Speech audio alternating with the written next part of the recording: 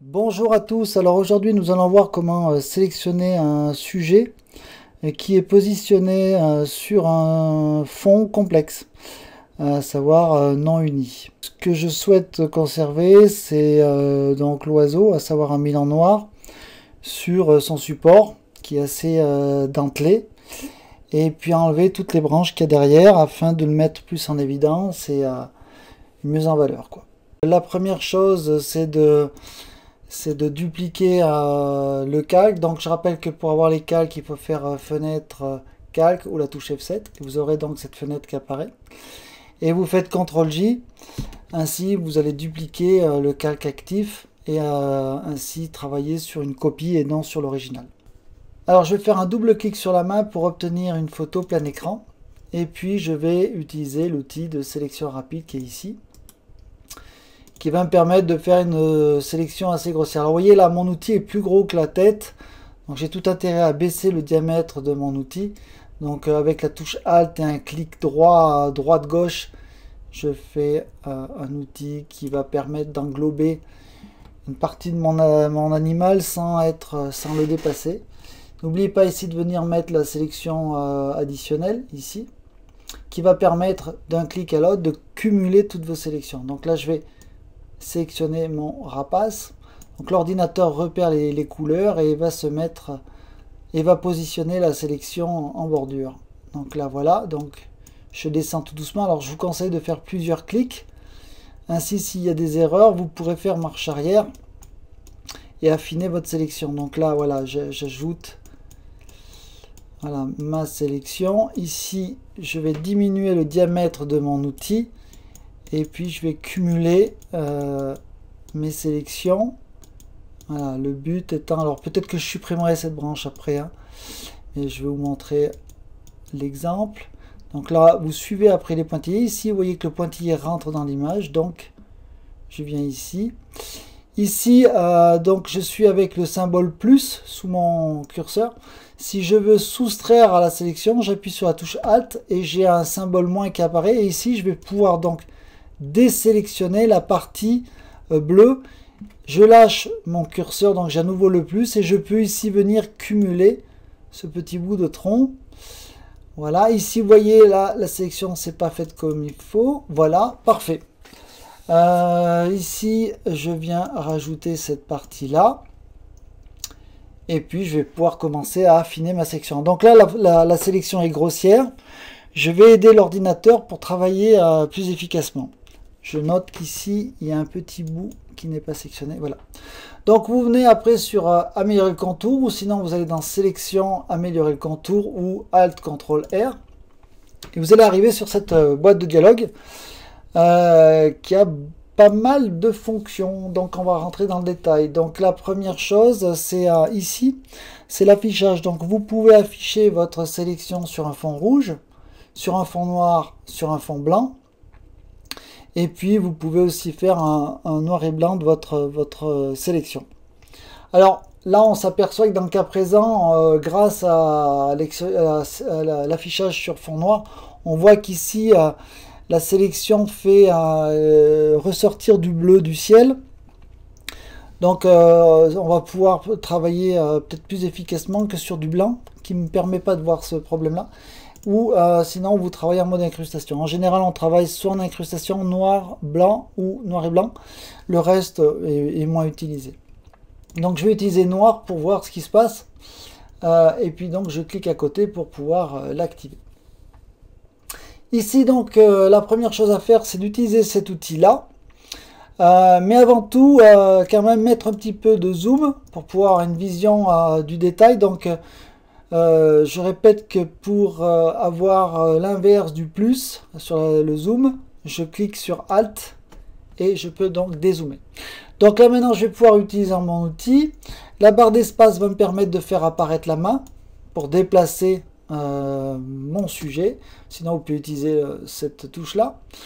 Et donc je vais utiliser l'outil et je vais descendre le long du sujet pour voir un petit peu ce qui se passe. Et là je dis à l'ordinateur voilà, tu as le sujet, il y a un fond et je voudrais que tu retravailles plus précisément cette zone.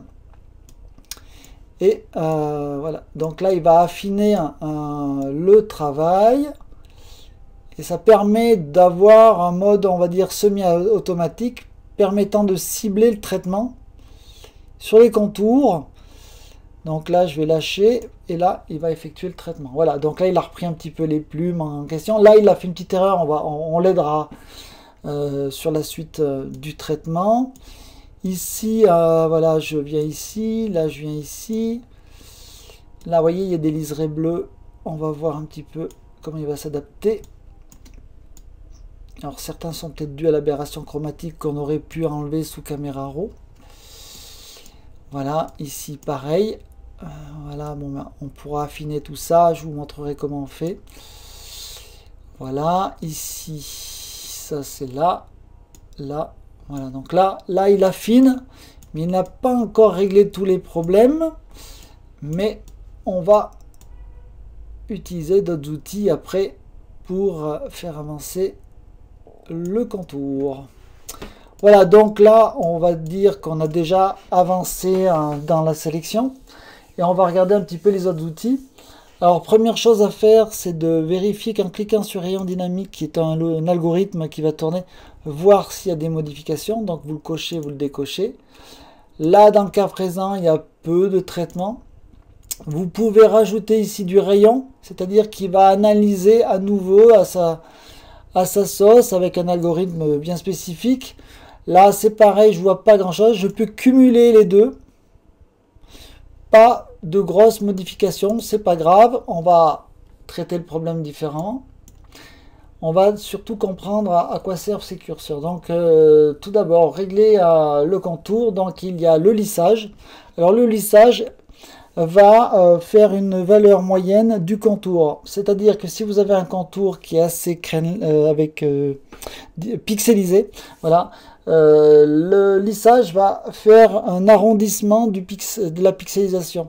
Alors ne pas trop en mettre parce que si vous mettez déjà au-dessus de 4-5 points, il va faire une moyenne sur 4-5 pixels, sachant qu'il y a des détails qui vont être sur 2-3 pixels. Là, le lissage va être trop puissant. Donc je vous conseille de mettre 1 ou 2 points de lissage. Alors vous ne les voyez pas notamment sur ces zones là, normal parce qu'on n'est pas sur un crénelage mais sur une ligne droite, donc c'est normal que le lissage ne soit pas opérationnel dans cette zone là, mais mettez toujours un petit lissage pour affiner le contour. Le contour progressif lui va permettre de donner une zone plus ou moins comment dire, arrondie, adoucie tout le long de votre contour. Alors, plus vous mettrez de contour progressif, plus votre contour sera adouci, mais va perdre du détail. Donc, en général, on met un point, voire moins. Certains vont mettre 3. Ça dépend aussi de la définition de votre photo. Moi, je mets vraiment quelques petits contours progressifs, même pas un point. Là, vous voyez, j'ai mis 0,5. Et puis, là, vous pouvez utiliser le contraste. Alors, peut-être que le contraste va être efficace sur cette zone-là. Alors, j'ai des doutes, mais il a quand même effectué, vous voyez ici, il arrive quand même à trouver des informations lui permettant d'affiner. Donc c'est intéressant, pourquoi? Parce qu'il détecte la partie du tronc, il détecte du bleu et il affine son contraste. Donc voilà, ça peut être sympa. Et puis ici vous avez le décalage du contour. Alors décalage du contour, lui, va permettre de contracter ou de dilater le contour. Donc dans le cas présent, on voit qu'il y a quand même des petits liserés bleus qui subsistent, donc sur 1 ou 2 points. Donc on peut contracter, donc aller vers le négatif la zone du contour, ou au contraire on peut dilater le contour. Alors en général on tente vers moins 10%, et si c'est pas suffisant, eh ben, on baisse pour voir jusqu'où le contour va se prêter au mieux. Donc voilà. Alors c'est sûr que si vous diminuez trop le contour, vous allez attaquer votre sujet. Donc voilà, là vous voyez on commence à bien rentrer dedans. Voilà, il faut être vraiment vigilant. Donc on pourra aussi affiner la section après, hein. Voilà, donc là mon sujet est là. Je regarde sur fond blanc. Voilà, et puis je vais donc pouvoir passer au mode de sortie. Ici, donc, vous avez la solution de faire soit une sortie sur sélection, soit un masque de fusion. Et moi, je vous conseille d'utiliser un nouveau calque avec masque de fusion intégré. Et je vais vous montrer à quoi ça sert. Donc voilà, je viens cliquer ici et je fais OK. Donc, l'ordinateur, le programme a rajouté un calque avec un masque de fusion. Le masque de fusion, alors je vais désactiver ici l'arrière-plan. Le masque de fusion, lui, va me permettre de modifier ma sélection manuellement avec un pinceau. Donc, tout ce qui est dans la zone noire n'est pas apparent, tout ce qui est dans la zone blanche est apparent. On peut donc modifier ce contour noir et blanc ici en venant à utiliser une brosse, un pinceau. Donc ici, vous utilisez le pinceau, vous cliquez ici sur ce petit icône noir-blanc ici, qui va permettre de mettre des couleurs noir pur et blanc pur. Donc maintenant, je clique sur mon masque et je vais pouvoir affiner ma sélection. Alors si vous regardez ici vers la tête du Milan, ma sélection est rentrée trop à l'intérieur du sujet. Donc le fait de rajouter du blanc, pardon, le fait de rajouter du blanc va permettre de rajouter de la matière et retrouver ma photo de départ. Pour vous faire une explication simple, je vais donc grossir le diamètre de mon pinceau, je le mets en blanc, et si je fais ça, je retrouve donc la matière qui est sous ma photo. Pourquoi? Parce que le masque, lui, est devenu blanc sur la zone d'affichage. Donc là, je fais marche arrière. Donc, lorsque je peins en blanc, je fais réapparaître la photo qui est dessous. Donc là, je vais zoomer sur la tête.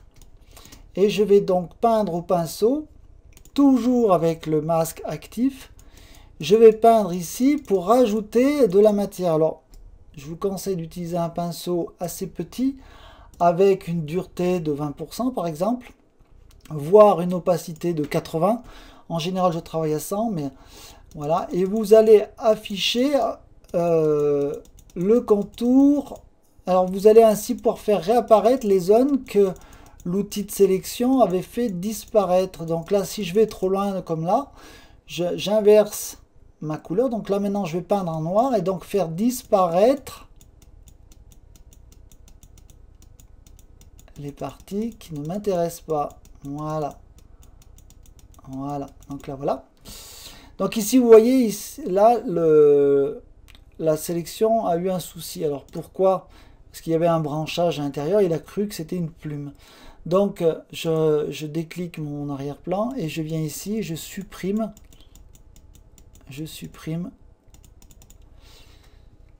le surplus. Ici, je vois que l'ordinateur est passé au travers, donc j'inverse ici ma couleur, je viens peindre en blanc à l'intérieur. Et puis de temps en temps, je contrôle avec l'arrière-plan et je regarde s'il y a des choses qui ont fortement disparu. Alors, on voit que on voit ici que le bec, la partie crochue du bec a un petit peu disparu, donc je peux retourner sur mon calque et voir un petit peu si je peux affiner mon bec. Donc ici, j'ai fait réapparaître des zones. Ici, pareil, voilà. Voilà, donc le bec, les yeux sont des zones importantes, donc je vais travailler plus précisément la zone, ici, et je vais donc venir ici, rajouter donc un coup de pinceau noir, là, je prends mon pinceau, je vais sur le masque, je prends un tout petit outil et je viens enlever la zone ici, permettant de bien faire le contour du bec de ce joli Milan. Voilà, ici. Alors, pour information, si vous cliquez ici et que vous appuyez sur Shift, vous créez un trait entre deux clics. Donc, ici, je vais venir là et faire des petites droites permettant de faire des zones beaucoup plus sympas en termes de courbes. Voilà, là, voilà, là, je fais tout ça manuellement. Ici, je vois qu'il risque de manquer une plume, donc je fais apparaître le blanc et je viens voir s'il manque quelque chose. Oui, voilà, il manquait quelque chose, donc je le rajoute. Voilà, donc je fais ça tout autour du rapace. Donc là, voilà, vous voyez, il y a des zones qui ont disparu. Alors, beaucoup de personnes ne s'embêtent pas à faire tout ce que je fais. Moi, j'aime bien avoir quelque chose de précis. Voilà, vous voyez, là, il a été loin, là, dans la sélection. Donc, moi, je vous conseille après, au bout d'un moment, de travailler avec une opacité de 100 parce que vous allez maîtriser votre pinceau. Et donc, là, voilà. Et ici, je peux supprimer ce léger flou. Alors, pour alterner le noir et blanc, vous appuyez sur la touche X. Et voilà, alors là, j'étais un peu loin. Voilà, donc là, voilà. Allez, là, c'est pas joli, donc je le supprime. Je peux un peu arranger aussi les choses à ma façon. Ici, là, à l'intérieur, pardon, je vais rajouter, voilà. Voilà, et puis de temps en temps, jeter un œil. Voilà, là, vous voyez que le système a été loin. Oula, là, il a été loin, donc je vais faire réapparaître un petit peu tout ça. Donc là, je peux utiliser mon pinceau de manière assez forte. Parce que là, le système... Alors, pourquoi le système a eu des soucis? Tout simplement parce que le fond étant très complexe derrière, il a tendance parfois à se tromper. Donc, il faut l'aider, tout simplement. Voilà, donc ici... Voilà. Vous voyez là, il fait disparaître des choses. Donc je viens ici et puis je viens, X. Voilà. Alors, vous voyez, hein, j'ai fait une erreur, c'est pas un problème parce qu'on travaille sur du non destructif, donc on peut retrouver toutes les informations qui sont sur la photo de départ. Voilà, donc là, voilà. Ici, je fais X, je supprime et puis je peux adoucir un petit peu les bords si je le souhaite. Voilà, tout ça c'est un hop, voilà. Je peux utiliser la touche Shift si je le souhaite. Alors, vous voyez ici, j'ai tous ces détails. Là, je peux faire disparaître tous ces petits détails. C'est pas important pour le système.